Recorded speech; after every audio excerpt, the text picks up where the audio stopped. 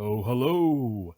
Back again for more Goosebumps shenanigans as I play through all of the video games that are based on the Goosebumps license. And actually, this one, I guess that's not quite accurate for this video.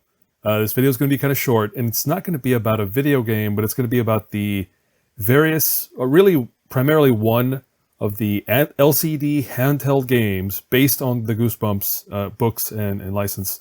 And if you look up, I mean, you can already see what it's going to be. There's this very unique LCD handheld console, I guess you'd call it, that I hadn't heard of until I researched this Goosebumps stuff. But it was, it was quite a thing for, I think maybe 2 or 3 years before LCD handhelds just died completely. So yes, there were LCD handhelds based on Goosebumps. They were all made by a company called Micro Games America, aka MGA. So there we go. There's a visual aid for you. This is from their 1996 catalog, and you can see there some of the various things they were selling to kids. You can see there that Micro Games of America takes control of the youth electronics market. Oh my. And really, I guess Tiger Electronics was very specific to LCD handhelds.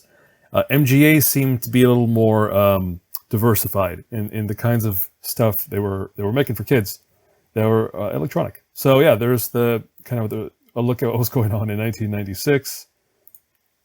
It's a fashion. Here we have some of the non-electronic or non-LCD handheld stuff they were making. You can see there really cool clock radio slash bookends. I think that's actually, of the various items I'm looking at here in this page of their catalog, it's probably the niftiest thing that I wouldn't mind buying now. But you can see there they had various kinds of bookmarks. That probably make some kind of noise or something, or a night light or a book light. That's really neat. Cassette player. So yeah, pretty various things based on the Goosebumps license and various other licenses too. There were a lot of licenses in the MGA stable. What do we have here? Oh, there we go. You can see there's an example of one of their non-game things. A pretty neat, I guess, voice modulator or synthesizer, whatever you call that. A mask that has, a microphone, and you would speak into it and it would modulate your voice in some weird way. But yeah, that's it. So that's MGA. That's the kind of stuff they were doing. But now we can get into their LCD handheld library. Let's make sure we're all prepared here. Yeah, this one, I don't know what it's called. I don't know what the model is called. I call it the purple handheld because all of them had this sort of purple motif. Yeah, so this was a standalone LCD handheld. It was one handheld, contained only one game. As you can see there, this, I believe, they made versions of this for Night of the Living Dummy, and that's what you're looking at here on the screen. And they also made one for One Day at Horrorland. And this is going to look very familiar in a moment as we dive into the rest of the games they made. So yeah, that was the purple set of handhelds. Then we have this unfortunately shaped handheld that they call the Intimidator. All right, the Intimidator. So there you go. That you can kind of figure out how you hold that. I mean, I guess it's really basically a PlayStation controller, right? And with the handles jutting out or whatever, with the screen slapped onto it at the top there. But yeah, it just looks. I don't know. Here we have some gameplay from a wonderful YouTuber who uploaded the footage as well. You can see here so a lot of these games, they're variations on the same 3 games. The same games based on, like I was saying, Night of the Living Dummy, One Day at Horrorland, and Say Cheese and Die. And if you pay attention here in this footage, you can see that this kid with the backwards cap is holding a camera. So there you go. He's moving around. He's holding his camera. So this Intimidator game, even though the screen shape is different, and I think some of the elements are different from some of the other ones, it is based on a game that reappears in that purple set of handhelds, as well as the game I'll be talking about. But then also there were these things that MGA called the shakin pinball handheld, which was really just a generic pinball game that had brand or key art from the license slapped onto it. Like this is probably the laziest of all these different handhelds.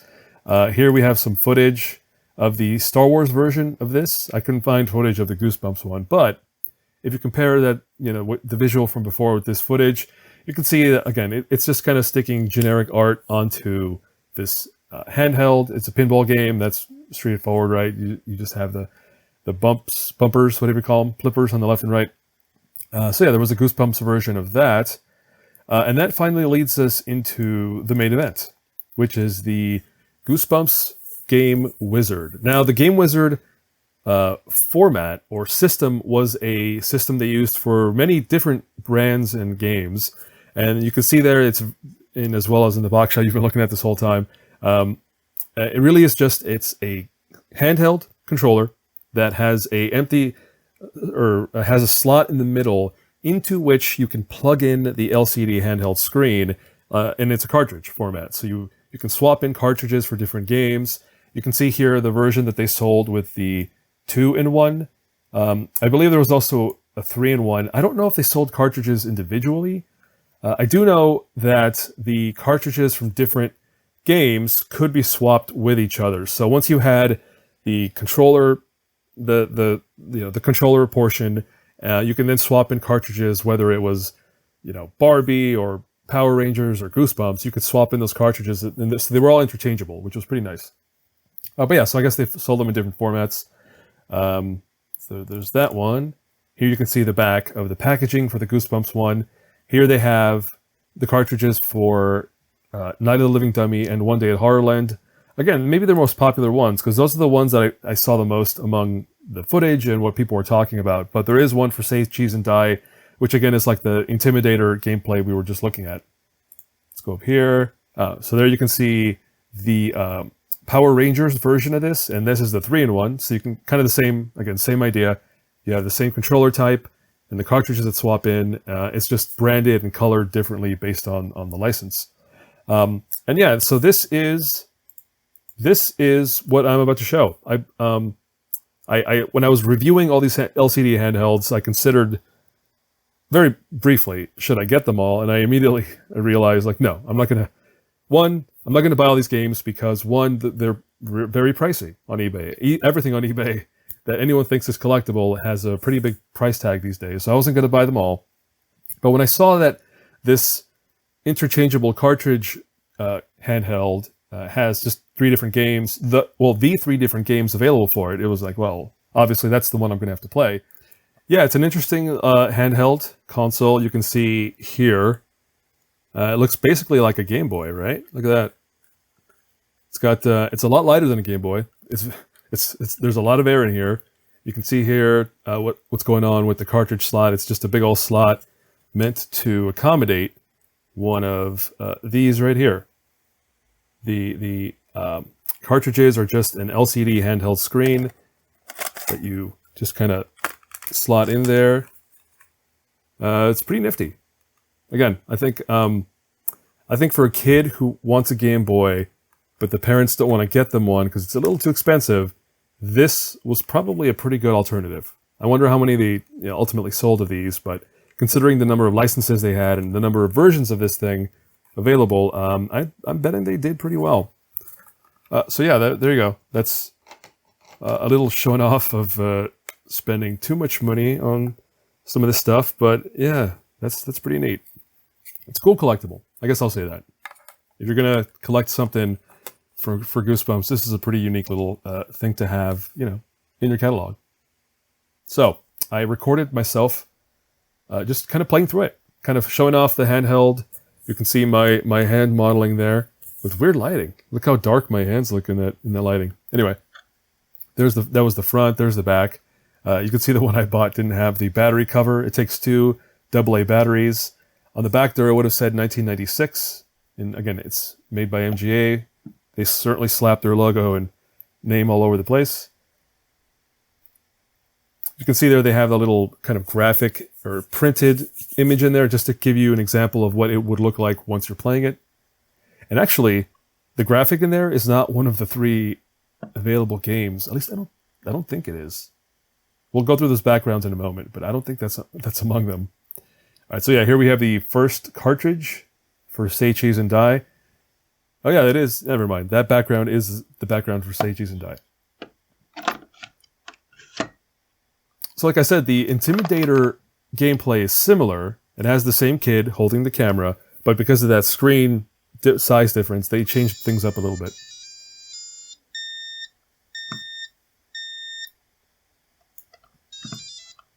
This one, yeah, he only moves left and right, and you can shoot characters with the camera. So like you're taking their photo and that kills them or something, or takes them out, which is not at all what the premise of Say Cheese and Die is. It's a book about, the camera makes bad things happen, but I guess if you have enemies and you use the camera on them, that's good, because then that'll cause them to die or something. But yeah, you can see there's skeletons popping up, you're moving left and right, you're shooting them with the camera. That's the basic premise. And I didn't get very far during my gameplays, so. But yeah, that's the end of the first cartridge. What's next here? Let's swap that out. Yeah, I considered whether I could do this as live gameplay, but it was, the logistics of like having a camera focused on the LCD handheld and keeping it steady, and yeah, it was too much. But this works fine. All right, so yeah, cartridge. Well, the second cartridge is based on book number 7, Night of the Living Dummy. This one is, it's not even I guess it's a shmup. Yes, I would call this a shmup. So the idea here is Slappy. So that's the first thing. You're playing as the villain of the book, but you're playing as Slappy, who kind of hangs out on the left. All you can do is move up and down, and you can eventually fire these like shots. I couldn't tell in the visuals what exactly the ammo is, because eventually you can pick up ammo. But yeah, so basically you're moving up and down, you're shooting to the right. And I don't know who are the kids attacking you? I don't know. Maybe you're fighting Mr. Wood. Mr. Wood being like a villain or a competitor to Slappy. Another dummy. But yeah, I can't quite tell here, but you're fighting someone. You're dodging someone.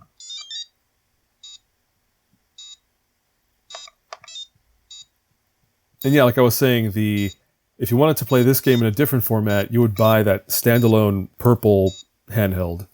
And they made one for this game.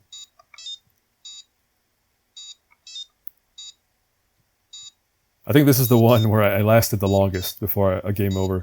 Just because, it's not as tough. But also, I think gameplay-wise, this is the best one. Right, because it's simple to pick up and understand what's going on. And it has action, you're moving up and down, you're dodging stuff, you're shooting. So it has a lot going on for it. So I'll just say it now. This is my favorite one of the 3. No, but that's game over. All right, well, that's number 7, Night of the Living Dummy. And now we move on to, number 16, One Day at Horrorland. And this one is, I guess they're all similar. You're dodging stuff, but the dodging, I don't know. Like the second cartridge is a lot more fun in the way it does the dodging mechanic. This one, it's not as great. Because as I understand it, in this one, you're dodging the horrors. The horrors being the horned demon characters that appear at Horrorland and in the book. You can see there, they kind of corner you. So you're dodging, they spring up out of the ground. Maybe they're zombies? I don't know. But you see there, you're kind of dodging them, just trying to predict where they're going to pop up so you can get out of the way. Because they pop up, move over one, and move down. That's really it. And you can also tell it's the same kid from the Say Cheese and Die game. Only he's not holding a camera. No, he's not holding a camera. And that's already game over. And that's it. That's all the LCD handhelds I could find. And this is the one that stood out to me as maybe the most interesting. It's just a cool, and this whole thing is cool. I like the idea of like this console that has interchangeable LCD screens, and it lets you just play, buy one thing and play a bunch of different ones.